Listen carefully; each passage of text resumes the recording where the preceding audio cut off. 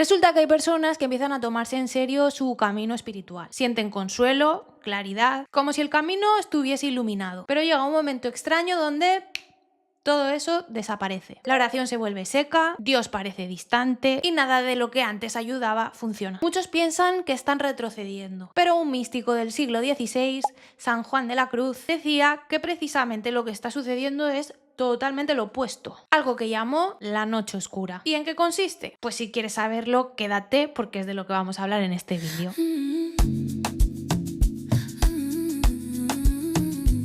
Juan de Yepes y Álvarez, más conocido como San Juan de la Cruz, compuso los versos fundamentales de su obra mientras permanecía encarcelado por sus propios hermanos de orden en un convento en Toledo en el siglo XVI. Este contexto de oscuridad física, aislamiento sensorial y angustia espiritual es el sustrato material sobre el cual se edifica la metáfora de la noche. La narrativa del poema describe a una amada, el alma, que sale de su casa en medio de la noche, movida por ansias de amor. Vamos, que lo que buscaba era encontrarse con su amado, God. Este movimiento se describe como una dichosa aventura, indicando que la oscuridad, lejos de ser un obstáculo, es la condición necesaria para la libertad. La casa sosegada, que aparece al final de las dos primeras estrofas, simboliza la quietud de las pasiones y el silencio de las potencias del alma, memoria, entendimiento y voluntad, estado sin el cual el viaje no puede iniciarse. El periplo de la amada se puede dividir en 4 movimientos fundamentales que prefiguran las etapas del camino místico tradicional. La salida inicial representa la vía purgativa, donde el sujeto se desprende de las ataduras sensibles. La vía iluminativa, donde la fe actúa como una especie de antorcha interior en la ceguera del mundo exterior. El encuentro y unión final, descritos con una sensualidad táctil y extática,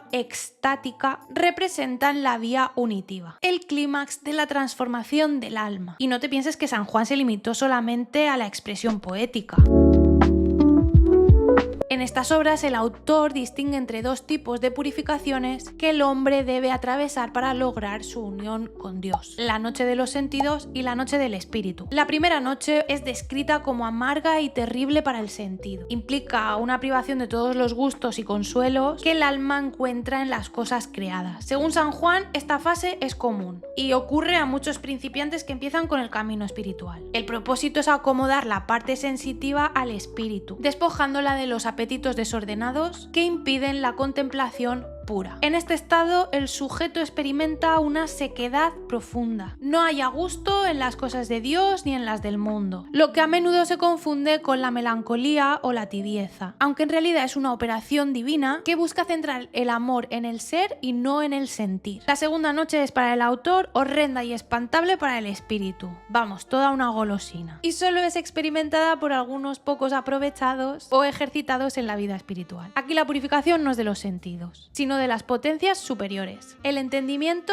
se queda a oscuras, la memoria vacía y la voluntad sin afectos naturales. El alma se siente abandonada, sumergida en tinieblas que parecen eternas. Sin embargo, esta oscuridad realmente es producida por un exceso de luz, una luz que ciega las capacidades naturales del hombre, de la misma manera que el sol ciega a un ave nocturna. El fin último de esta noche es como una especie de muerte mística o desnudez absoluta, de manera que Dios pueda operar directamente en el centro del alma. Y bien, uno de los mayores retos es la interpretación contemporánea que se ha hecho de estas obras y sobre todo su delimitación con respecto a los trastornos clínicos de la salud mental, especialmente la depresión mayor. Y es que aunque ambas comparten síntomas como podría ser la tristeza profunda, el vacío existencial y la pérdida de interés en las actividades cotidianas, sus orígenes, propósitos y resoluciones son realmente divergentes. La depresión clínica suele tener un sustrato biológico o traumático y se manifiesta como una parálisis que impide al sujeto realizar sus actividades cotidianas o funcionar en su vida diaria. La persona se siente atrapada en un callejón sin salida, mientras que en contraste la noche oscura es descrita como un proceso espiritual de transformación donde, a pesar del sufrimiento, persiste un anhelo más profundo de algo más elevado. Mientras la persona que experimenta la depresión se preocupa por su propio malestar o bienestar personal, el alma en la noche oscura mantiene como una especie de fidelidad heroica en medio de la aridez, centrando su preocupación en la aparente ausencia de Dios o la pérdida del sentido último de la existencia. Hay autores modernos que afirman que una una depresión mayor puede utilizarse como vehículo para una noche oscura si el individuo utiliza ese dolor para despojarse de sus máscaras y buscar una verdad más profunda. Aquí la clave residiría en la orientación de la crisis. Si conduce a un mayor egocentrismo, si apunta o se abre hacia lo trascendente. La psicología transpersonal ha acogido este concepto de la noche oscura, redefiniéndolo como una emergencia espiritual o crisis de despertar, postulando que este proceso no sería una patología, sino que sería una oportunidad para una sanación emocional profunda y un crecimiento espiritual a través del dolor. Desde esta óptica, la noche oscura sería como una especie de disolución del ego. La crisis destruiría la pequeña voluntad del individuo para dar paso a la gran voluntad proveniente de algo así como una conciencia universal. Sería un proceso de muerte y resurrección psicológica. Aunque el término proviene del catolicismo, hay quienes afirman que la noche oscura tiene paralelos directos en otras tradiciones, como podría ser el sufismo, el budismo. Por otro lado, la potencia simbólica de la noche oscura ha permeado la cultura contemporánea, sirviendo de inspiración para obras cinematográficas, musicales y literarias que exploran el descenso del hombre a sus propios infiernos. ¿Pero se refería San Juan de la Cruz a aniquilar el ego para dar paso a una especie de gran voluntad así en mayúsculas? A ver, utilizar el término ego aquí sería un anacronismo, ya que este concepto es más proveniente de la psicología más moderna. Y precisamente esto no existía en el siglo XVI. Y es que hay que entender que despojar a la noche oscura de su marco católico desvirtúa completamente el mensaje de San Juan de la Cruz. Hay quienes afirman que de esta manera, despojándolo del catolicismo,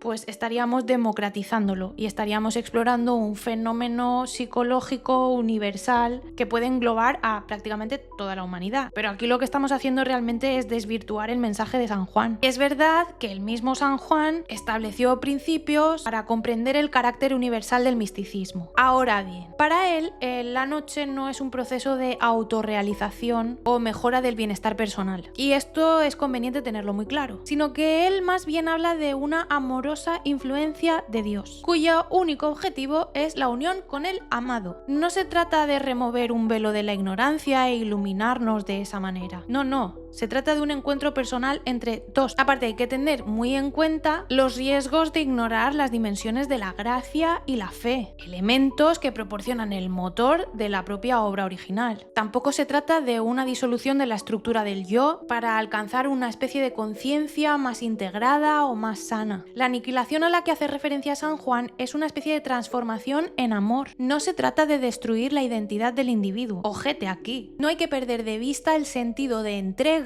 y de gratuidad del misticismo original. Para el santo, este proceso de noche es una especie de experiencia pasiva, donde Dios actúa. En enfoques como la psicología transpersonal se proponen métodos activos, una manera de forzar esos estados. Aquí perdería ese carácter gratuito y pasivo. Además, correríamos el riesgo de caer en una especie de narcisismo donde el individuo se convertiría como en el centro del cosmos en lugar de convertirse en un humilde servidor de la voluntad divina. Y es que aquí hay que llevar cuidado porque cuando se desgaja de su marco teológico o teleológico en este caso, los límites se vuelven un poquito más difusos, exponiéndonos a ciertos riesgos y además incluso puede llegar a convertirse en un producto de consumo, donde el turismo de experiencias ahora mismo está en completa ebullición. Al final es cargarnos más en nuestra mochila pretendiendo que nosotros somos capaces de hacer las cosas que le corresponderían a aquel. Lo que sí que podemos sacar en claro es que aquí el descenso a la oscuridad sigue siendo un paso imprescindible para alcanzar la plenitud de lo que el ser humano está llamado a ser y que la fuente, como nos recuerda San Juan de la Cruz, sigue manando y corriendo aunque sea de noche.